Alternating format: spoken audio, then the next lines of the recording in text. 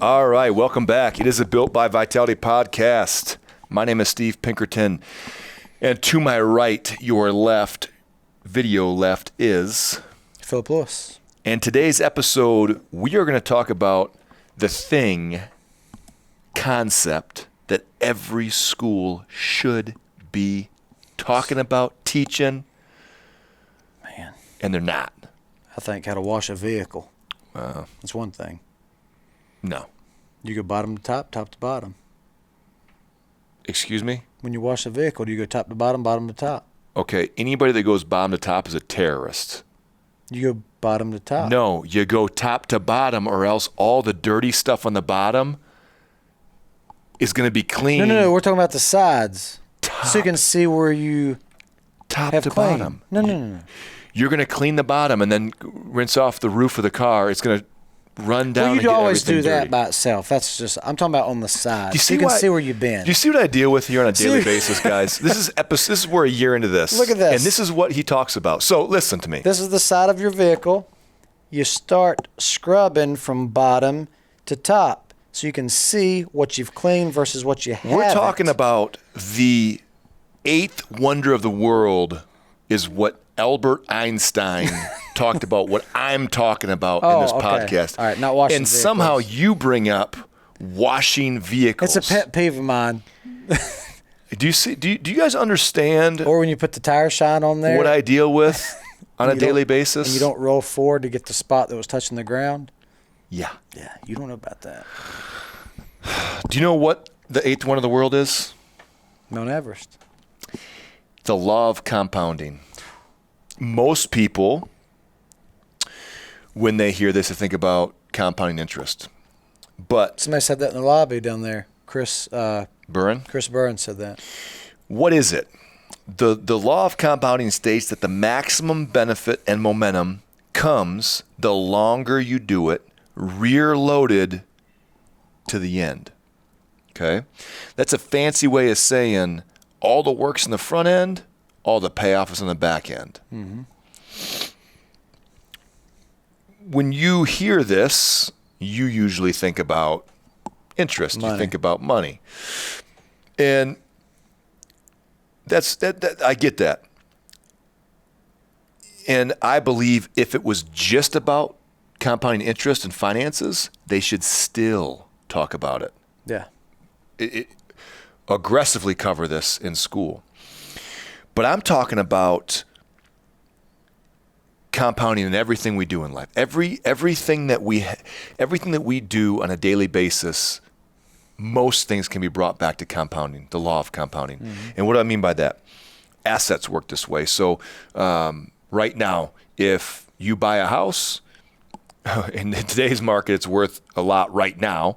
But in most cases, those real estate purchases are worth much more the longer you hold on to them. Yeah, right now it'll probably be worth less in a year or two. Well, yeah. Maybe. Land is something that's it's a commodity that's only going to appreciate over time. It might have a bad year or two, but over time, it's undefeated. Yeah. Business works this way. The longer you do something, the better you get at it, the more results that come of it. When you're a brand new business, 3 months in, you're probably not as profitable as a business that's 15 years in or 20 years in.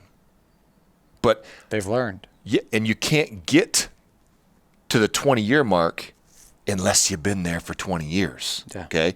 So people are like, oh, no, my business isn't. I went out of business at year 3. Okay, I get it. But if you hadn't run out of business, then at the 20-year mark, you're probably making more money Yes. than at 3-month mark, right? Reputations work this way, right? Oh, you build it over time. Slowly. You can't build a reputation overnight, right? Yep. It's slowly but surely. And guess what? After 15, 10, 20, 30 years, your reputation is built and it's there Yep. from all the things that you did, all the little things. Branding. How do you think branding works? You think brand is just born overnight? No, you have to establish it, and over time you build the brand. Yeah, like It takes time. Vitality Media, you're talking about Warner Brothers Pictures in 20 years, right? But it's not that Or now. or bigger. Like what? Like bigger than that. Like what's bigger than Warner Brothers? Titanium Media. Sony? Titanium Media. Okay. But that's my point is these things, everything that we're doing, it's the long game. If you're playing the short game on this, man, you're in for a rude awakening. When I was researching this, I came across an odd analogy, but it made a lot of sense. It talked about a water lily. Crazy, right? I need a sip of my Xanadu. Take a sip. Do you know that each day a water lily doubles the surface area that it covers on a pond? Nope. True story. No, I just didn't. I've never. True story. But here's the kicker, right?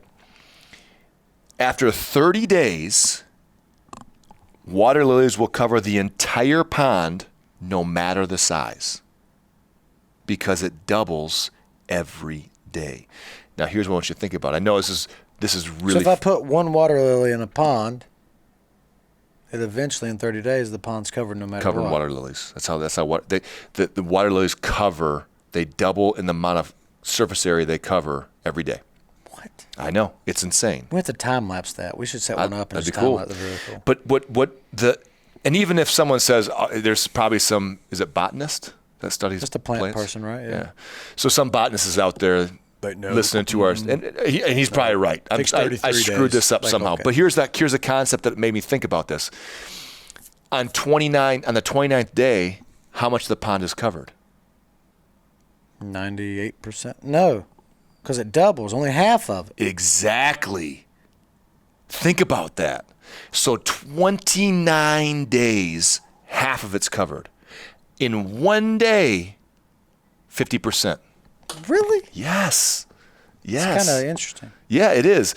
And even if it's wrong, just the thought of that, like the thought that the math is right. If you said to me that something doubled in size in surface day. area every day in 30 days, whatever.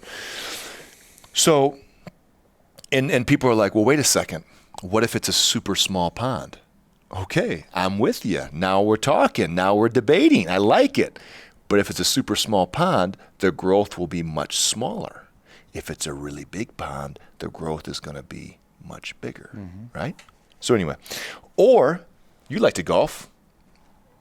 Yep. I know, I don't. Yeah. We both hate to golf. Yeah. But here's another I like driving analogy. the cart.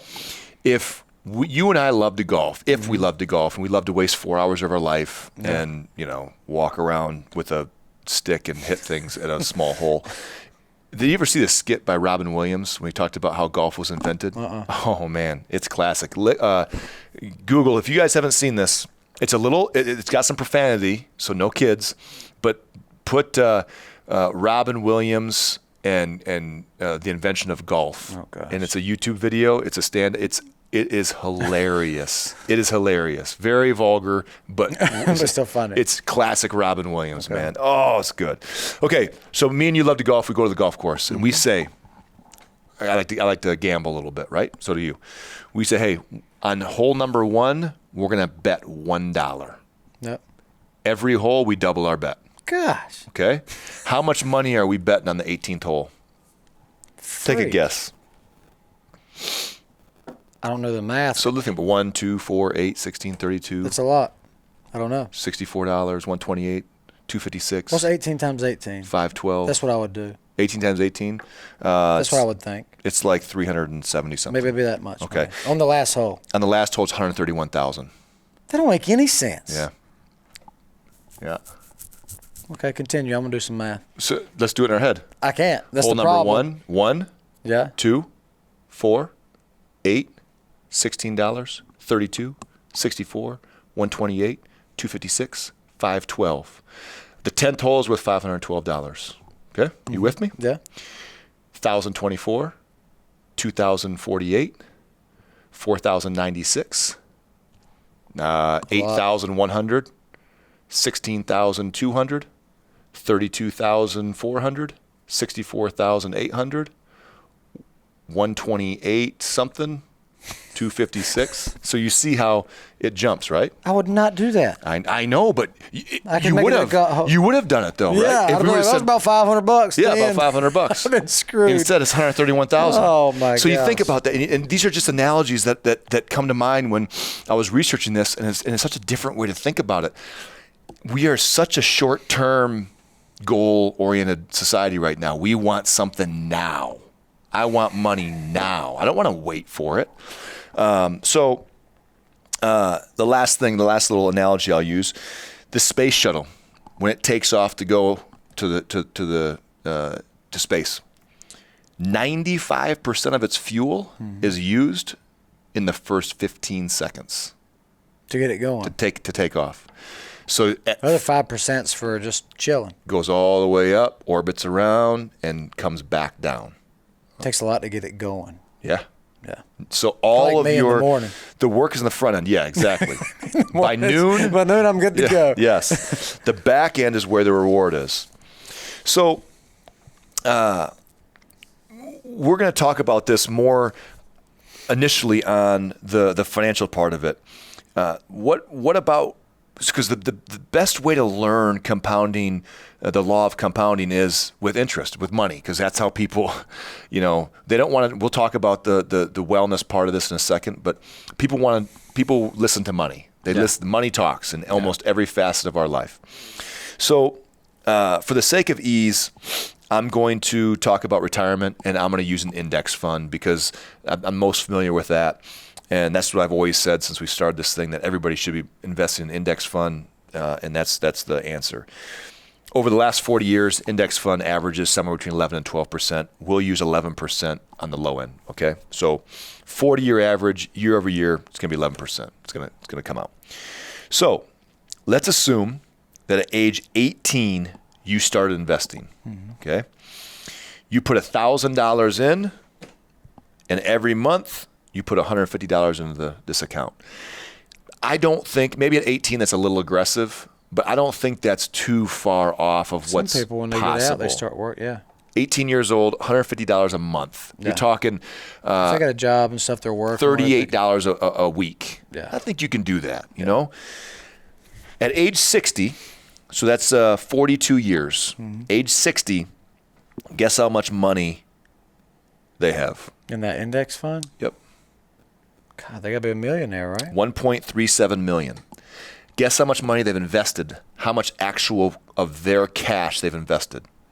$74,000. If I told you, hey, give me 74 grand, I'll give you 1.37 million. I would do it if I had Take it. that, right? Yeah. Yeah. And if you didn't have it, you'd figure out how the heck to get it, right? Yeah. I'd borrow it and then pay that person back. Yeah. Yeah, exactly. So now, let's assume that you had teachers, parents, they drove this concept into you. They showed you the charts. They talked about it. They had sessions where they showed what this would look like if you invested this money. And you went to your parents and said, hey, Mom, Dad, you're at 12 years old, and you're like, I really want to do this. I can't afford to do it. Can you help me? Yeah. If my kid came to me and was like, hey, have you heard about this index fund that and you can put some money in, I'd be blown away. I'd be like, I'll give you whatever you want, anything you want, how much you want, and I'd invest it for him. So let's say at age 12 they did that. Their parents put $1,000 in, and then the parents paid $150 a month until they could take it over. 15, 16, 17 years old. Start they take working it or over. whatever. So they started 6 years earlier than the 18-year-old. They started at age 12. At age 60, they'd have over $2.5 million, almost twice as much. So when you're 60, you just pull that out, right? Yeah. At 18 years old, you'd have 1.3, right? As an 18-year-old investing. Starting 6 years before that, you double your money. your money. Okay? That's crazy. Now people are going to be, well, what about inflation? Okay, I got it. But it's what did I just say? $2.58 million. That's the little. Okay. If you're like, that's going to last a pretty good while. Yeah. But here's the interesting thing about compounding interest. 10 years as a 12-year-old, 10 years after starting your investment, you'd have $32,000 in the bank. And you'd look at that. Now, I'm not making a joke about $32,000. It's a lot of money. Yeah. But 10 years of investing, you're like, I only have $32,000. And a lot of that time, I'm sure $150 a month at some point is I'd rather have you're going to that. feel that. Yeah. You're going to want that back. At age 32, this is 20 years after starting. So you've been doing this 20 years. Vitality's been open 13 years, right? So another 7 years of me doing this, that's 20 years. I'd have 123,000. Again, that's a lot of money, but we're talking 20 years. You're like, dude. At 30 years later, at age 42, you're like, Dad, listen, I thought you said this whole compound interest thing worked. Like, I'm 30 years in, I'm 42 years old, I'm my age, and I got $381,000 that I've been working 30 years to do. And again, that's a lot of money, but 30 years. But here's the kicker. From year 30 to 40, you're going to make $1 million. You're going to make $1 million in that 10-year window. You're going to make over 3 times what you did in the previous 30 years in that 10-year window from 30 to 40. The last 8 years, you'll make over a $1.5 million. Just think if you can put more than a $150 a month. Yeah. But the reason this doesn't work for people is they look at this and say, 10 years, no, I need that money now. No, you don't. Because here's the thing. I'm 41 years old. If you could tell me, hey, I'd be on my way to having $2.58 million and I'm 15 years away from that, I'd be like, I'll keep giving $150 a month. Yeah. But here's the kicker. Now, let's assume that no one taught you this. School didn't teach it to you. Your parents didn't teach it to you. You read a book at age 45. It'd take you about 3 years to read this book, but let's say you read it. That's good. Right? And you're like, dude, Steve, this is crazy. The compounding interest. Have you heard of this? Have you ever heard of this? I'd be like, yeah, it's pretty cool. You're like, I'm doing it. And you're like, hey, I'm going to put not $1,000 in. I'm putting $10,000 in. And I'm going to put $500 a month. Not $150, $500 a month. I'm going to catch up to these young punks that thought they were so much smarter than me. Yeah. At age 60, you'd have $254,000. Dang. Yeah. So you had nothing. Yeah. That's good. Yeah. So that's the idea.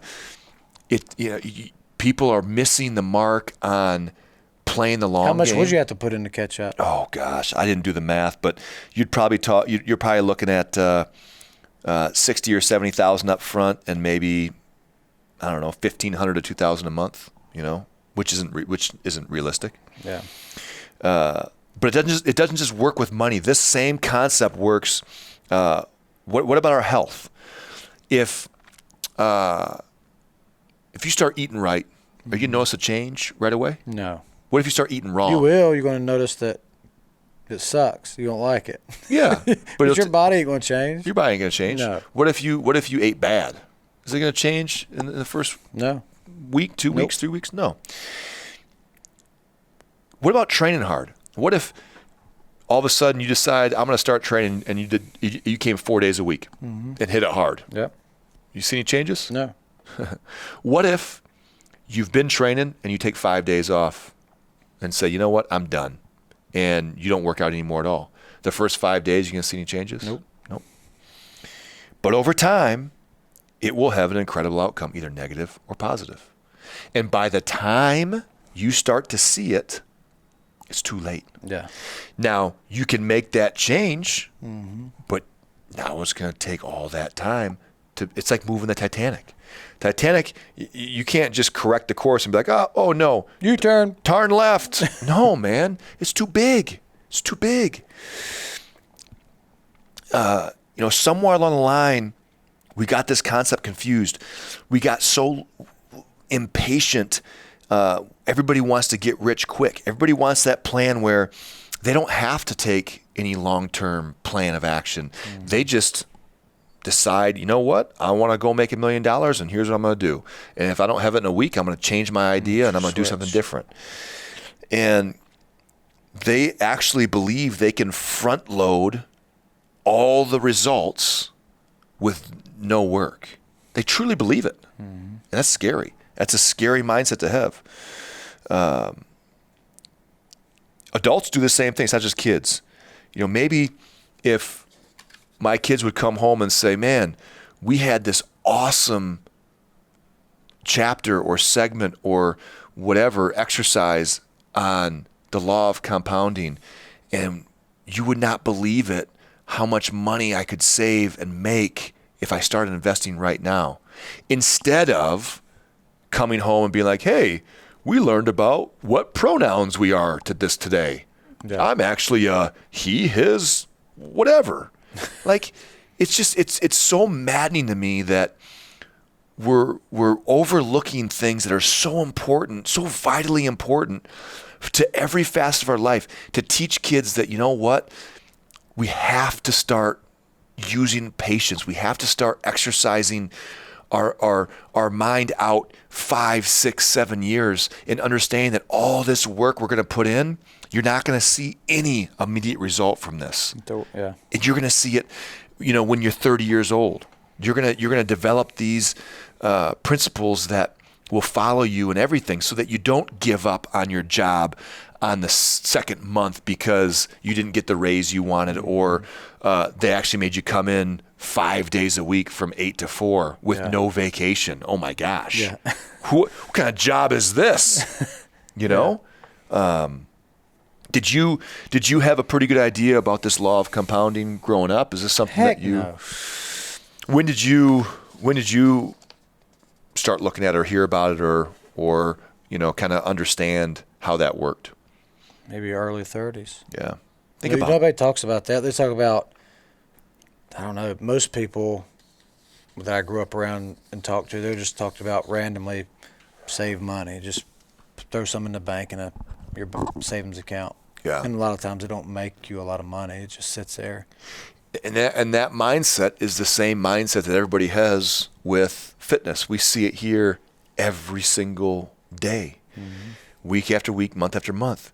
People come in, they expect to see this magical change. They expect to put in some of the work. They'll work hard in the gym 3 days a week, but they'll go home. They won't eat right. They don't take care of their bodies. They don't sleep. They don't manage their stress. And they wonder why they're not seeing this change. And they say, oh, well, the gym's not working. So they stop coming to the gym. And then a year later or 18 months later, they throw their back out. Or they pull a hamstring jogging to the mailbox. Or they throw a football and they tear their shoulder up. And that is a product of sedentary. That being sedentary is a product of not training, but they don't have the right mindset to say, man, if I would have just exercised, I could be healthier. I've had older family members always tell me, they're like grandma, mom, things like that. Like, Philip, you gonna hurt your back doing that CrossFit or doing all that working out? And my response to them all the time is like, don't your back hurt? And they're like, well, yeah. And I'm like, well, and you don't do that stuff. Mine might be sore once in a while, but I went too heavy, I did something stupid, or I just worked it. There's a sore from being sedentary and tight and unhealthy-ish. And think about it, think about it this way. I made the comparison to the age at what we start investing in our retirement. The same thing could be said. If I wait till I'm 40 to start taking care of myself, it's going to take a lot longer to reverse this. Think about the difference in how much you have to invest into your bank account to catch these people that started earlier. When we develop habits at a young age, positive habits, those habits have such an incredible effect on our future. And nobody talks about this. Nobody is saying, hey, here's the habits that we need to look at. What about eating habits? And and I think people are so afraid because what if we offend someone who's overweight? Well, okay, I'm with you, but maybe no one has really taken the time to explain to that person how this works. And maybe it's no different than you. You didn't know about finances when you were 20 years old. And maybe this person thinks they're eating right and they're not. And someone just needs to say, hey, here's the deal, man. This is going to take a long time. But the longer you wait to flip this switch, the harder it's going to be. Yeah. And you have some of these tough conversations, and instead of everybody getting so sensitive over it, you can just have honest conversations about and just saying, hey, I feel bad that no one has helped you with this. Let's have this conversation. And that could be someone that is smoking. Think about the longer you smoke, is it easier or harder to stop? It's harder. The longer you don't smoke, is it easier or harder to keep from smoking? Easier. It's easier. Yeah, you can make so many analogies with the law of compounding that people they overlook that. Yeah, it's all about interest. I get it. Yeah, that's how people can initially learn about it, and that's how they'll become interested about it, because talk about money. But guess what? Money can't really buy your health. And there's I'll screw this up, but some really smart guys said most people spend their entire life, their young adult life, trying to make money, and then they spend all that money on trying to get healthy because when they get older, they spend it all on medications, they spend it all on procedures they have to get done, hospital bills, and if people just knew that. Man, it's not next year. It's not 5 years. We're working out right now so that when I'm 70, I feel like I'm 50. Yeah. I don't want to be a 70-year-old that can't play with my grandkids, that can't play with my kids, that you need somebody driving you around or can't get out of the car.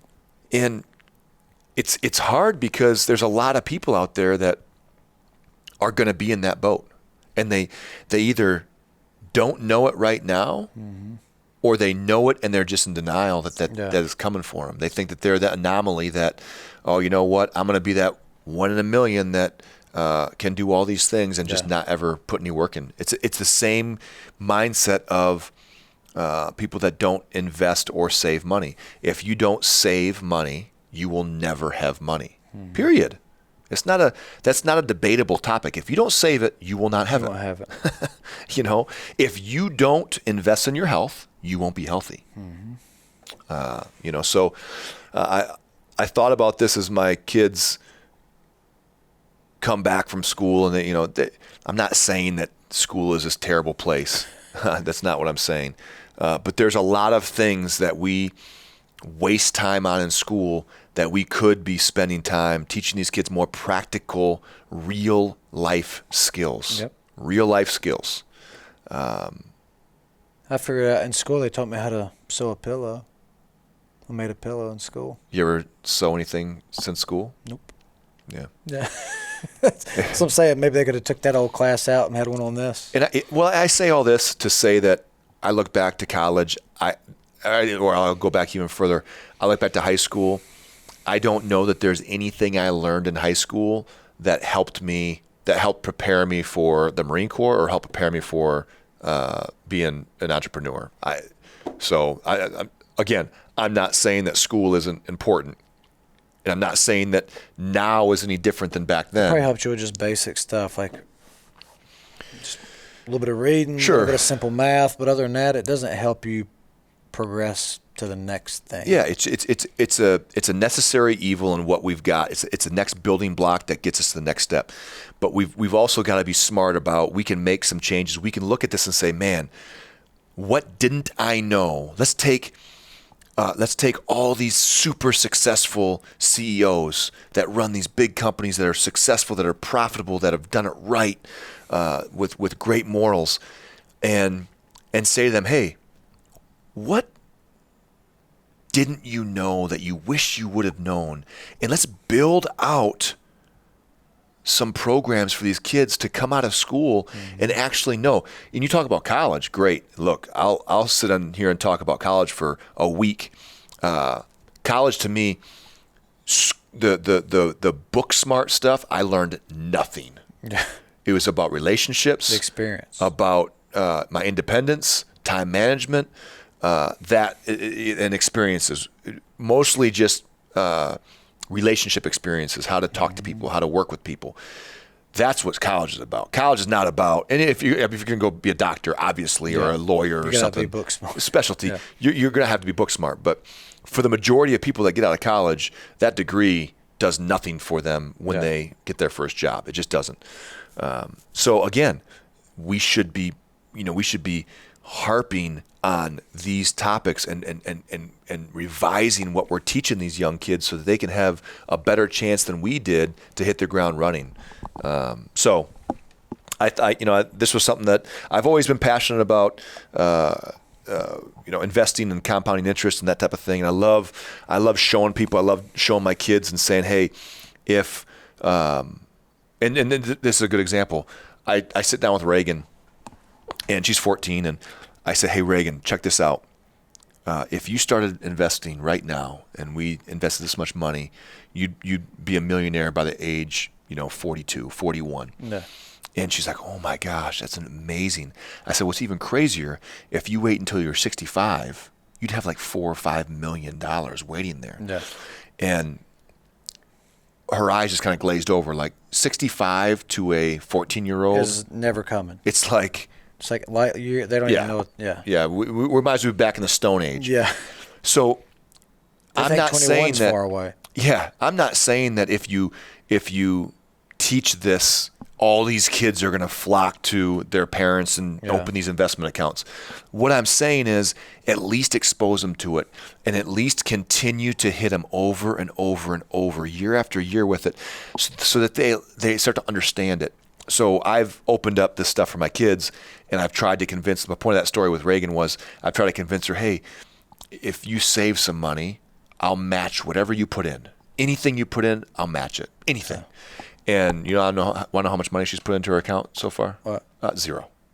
I'll do that with you. $0. I'll do that with you. Yeah. I said, Philip, you just got paid. You put your whole check in there. I'm like, these employee Like- match 401ks where they'll match up to a percentage. If you're not doing 100% of what that employee's going to match, What they'll match I up can't. I can't even sit in a room with you and understand that mindset. I can't do it. But they need to. Whoever's not taking advantage of that was never Told taught. about that. They were Like- never like, exposed what is that? to it. I haven't had it for 50 years. I'm not giving that money away and I'll be losing good it. by then. Yeah. So again, I hope that we're having these conversations with our kids. I hope that when the school system does not talk about this, you take it upon yourself to educate those around you. And they don't have to be kids. They can be your friends. They can be, anybody. I'm not trying to preach to anybody about what they should or shouldn't be doing. I just want to educate them and let them know, hey, here's what's out there. And if you really want to have any type of freedom, financial freedom, freedom to live and a fulfilling life that's not limited by your capacity to move around and function, then you have to start right now and build that for yourself. You are the only one that can control that. So hopefully these kids will have some great mentors that can teach them this stuff, and they'll make less mistakes than we all made. And if they can learn, think about what those 10 years.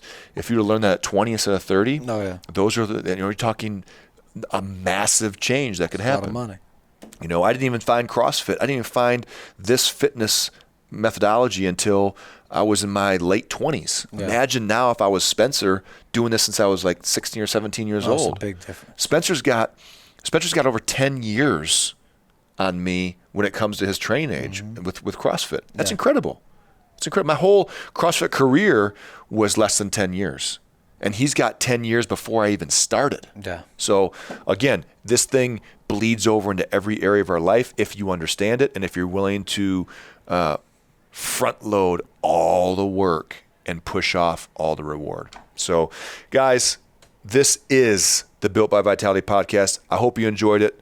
Till next time, have a great rest. What's next? Yeah, what's next? I don't know. Have we decided yet? We haven't decided. It's time for a guest. Yeah. If you have anybody you want to hear put in the hot seat with us, Yeah, let us know. let us know. We'll put them on here. All right, guys. Have a great rest of your day.